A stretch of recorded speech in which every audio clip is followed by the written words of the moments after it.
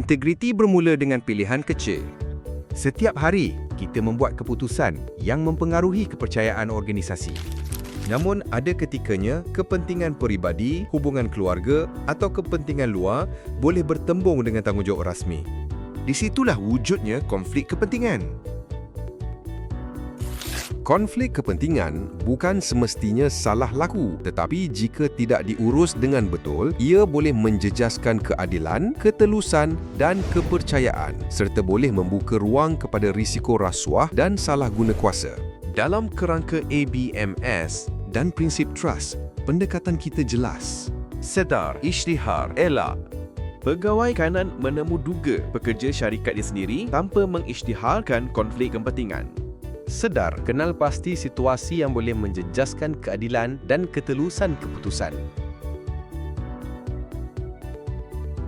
Isytihar, laporkan secara jujur dan berintegriti, bukan untuk menghukum tetapi untuk melindungi diri dan organisasi. Elak, menjauhkan diri daripada membuat keputusan apabila wujud kepentingan peribadi. Apabila konflik kepentingan diurus dengan betul, risiko dapat dikurangkan, kepercayaan dapat dipelihara dan organisasi kekal berintegriti. Ingat, integriti bukan slogan. Ia adalah amalan dan ia bermula dengan kita.